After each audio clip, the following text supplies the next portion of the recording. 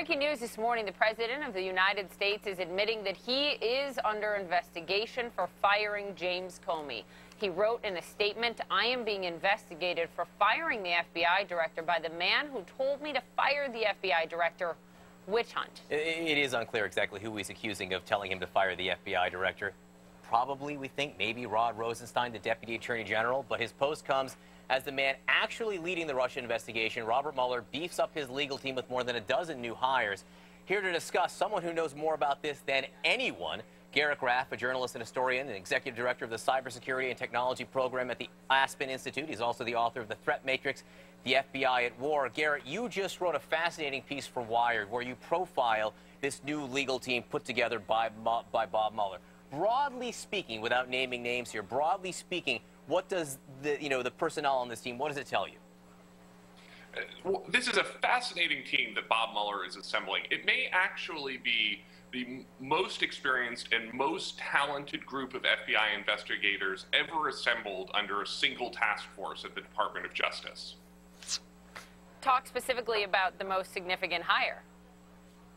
Sure. So you've got all sorts of names here that matter a great deal to people within the Justice Department community. Michael Dreeben is joining the team from the Solicitor General's office, the unit that argues in front of the Supreme Court on behalf of the government. Is one of the most experienced criminal appellate lawyers in the United States. But then from there, you also have a series of hires that point in interesting directions to where this investigation may be going. Aaron Zebley, who is the Mueller's right hand for the better part of a decade now, former FBI agent, great experience in overseas investigations. You've got Lisa Page, who's one of the Justice Department's most experienced organized crime lawyers with a specialty in working on Russian organized crime and Eastern European organized crime. Then you've got James Quarles, who Mueller has brought over from WilmerHale, his old law firm, who is one of the nation's leading campaign finance violation lawyers. And then Andrew Weissman, an expert and former general counsel to Bob Mueller at the FBI, who is one of the nation's top money laundering experts. I mean, this is a team of powerhouse attorneys with very unique and telling specialties. Yeah, you can see the breadth of perhaps the investigation that's going on right now. There has been some criticism of this team. You know, Newt Gingrich and others have pointed out that many on this team have given almost exclusively to Democrats in the past from their campaign donations. Is that a fair criticism, Garrett? I mean, it's certainly a criticism. I don't think, though, that there is a name on this team that anyone who knows these people would question their independence and their integrity.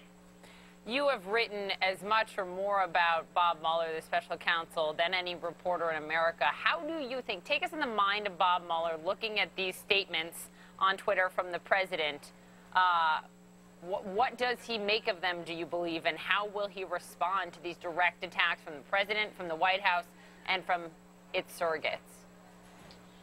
One of the weird things is I don't think that Bob Mueller considers this a particularly high-pressure situation that he is now in. He is certainly leading a high-profile investigation, but this is a ramrod straight former Marine platoon leader, someone who received the Bronze Star with Valor for his role in combat and a Purple Heart during Vietnam, and then went on to take over the FBI just 1 week before September 11th. I mean, this was a guy who on the morning of September 11th was sitting in his first briefing on Al-Qaeda. I mean, this is someone who has been through the crucible before and come out the other side. You know, Garrett, you care to try to help us analyze the most recent statement from the president where he said, "I'm being investigated for firing the FBI director by the man who told me to fire the FBI director." Witch hunt, if he is talking about Rod Rosenstein, the Deputy Attorney General there, where's the game?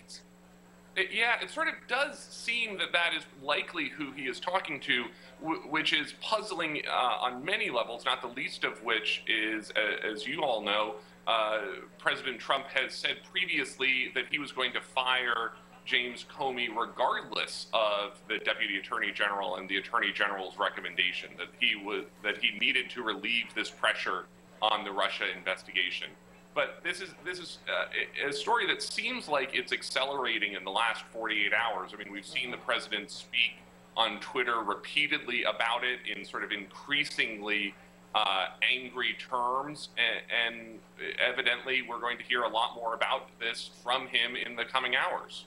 Yeah, it would be surprising not to at this point. Garrick Rack, great to have you on with us. Thank you so much. Your books are terrific, so we appreciate it. It's interesting. He says high profile, not high pressure. This man has been through pressure before. Now it's about working slowly, meticulously. It is really interesting. Yeah. You know, to so many people, it seems like the biggest investigation ever, but for Bob Mueller, you know, another day at the office. There you go.